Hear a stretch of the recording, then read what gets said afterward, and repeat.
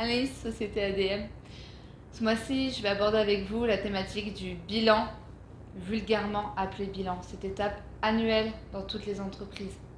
Cette étape annuelle qui est souvent mal vécue par les chefs d'entreprise. Je ne parle pas du résultat du bilan, je parle de la préparation pour que ce bilan sorte. Alors, pour les novices, qu'est-ce qu'un bilan? De façon très raccourcie et la plus simple possible, je l'espère. Donc, dans le bilan, vous avez réellement un document qui s'appelle bilan, qui représente le patrimoine de votre entreprise. Et vous avez un document qui s'appelle le compte de résultat, qui n'est ni plus ni moins que les entrées et les dépenses de l'entreprise. Et d'autres documents, le tout s'appelant la liasse fiscale. Voilà, point, on ferme la définition pour cette vidéo. Pourquoi je vais vous parler de ça? Parce que donc là, à l'heure où je tourne cette vidéo, nous sommes au mois de mars et que c'est la grosse période fiscale pour les comptables et donc pour beaucoup d'entreprises qui ont clôturé leur activité comptable au 31 décembre de l'année qui vient de se terminer.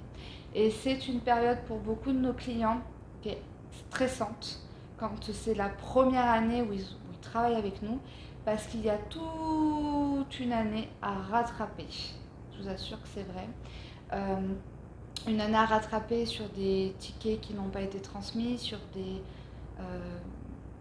des clients qui n'ont pas payé, des factures qui n'ont pas été correctement établies, etc., etc. Des contrats d'assurance qui n'ont pas été résiliés, du coup on paye encore, on s'en est pas rendu compte.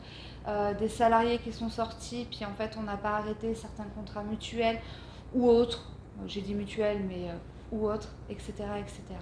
Et c'est souvent dans ce premier moment, dans cette première année de collaboration avec nos clients que c'est le plus compliqué pour eux parce que ils n'ont pas de visibilité et qu'ils ont oublié quand ils se sont mis à leur compte que être à son compte, c'est effectivement vendre ses services, son savoir-faire, sa technicité et aussi répondre à une rigueur, une discipline liée au chef d'entreprise, à la gestion de son entreprise, quelle que soit la taille d'activité de l'entreprise.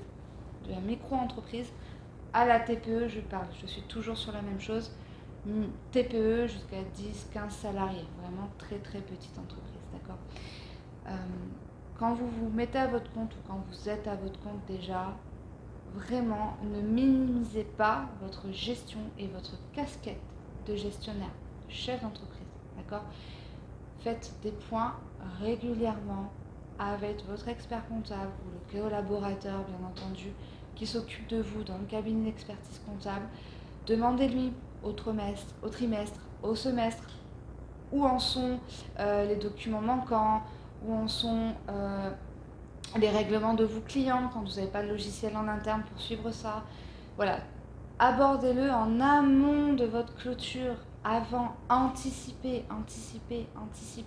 Ça vous prendra beaucoup moins de temps, on va dire une demi-journée tous les 3 mois de faire le point avec votre comptable que de faire le point dans les 3 mois suivant la date de clôture.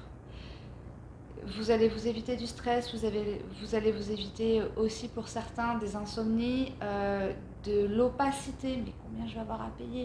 Et combien il me manque de justificatifs? Ah bon? Tel et tel client ne m'ont pas payé? Comment ça? Etc. D'accord? Donc faites le point. Prenez ce temps, donc régulièrement, pour suivre votre administratif courant.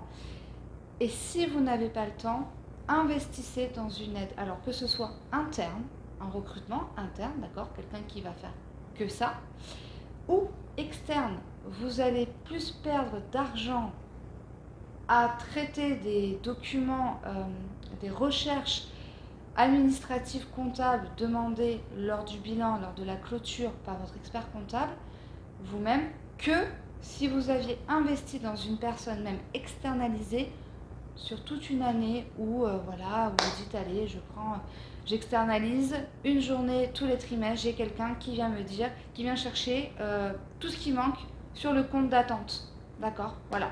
Vous prenez quelqu'un, vous prenez ce temps-là. Vous prenez ce temps, mais vous prenez cet argent. Cette vidéo est imparfaite, c'est beaucoup d'émotions parce que c'est beaucoup de clients qu'on récupère vraiment comme ça la première année et je sais que c'est douloureux pour eux et j'aime pas les voir comme ça, tout simplement. Ça fait 10 ans que je fais ça et je sais qu'il y a des résultats dès le bilan qui suit parce que du coup dès la 2e année de collaboration avec nous, ils sont beaucoup plus vigilants.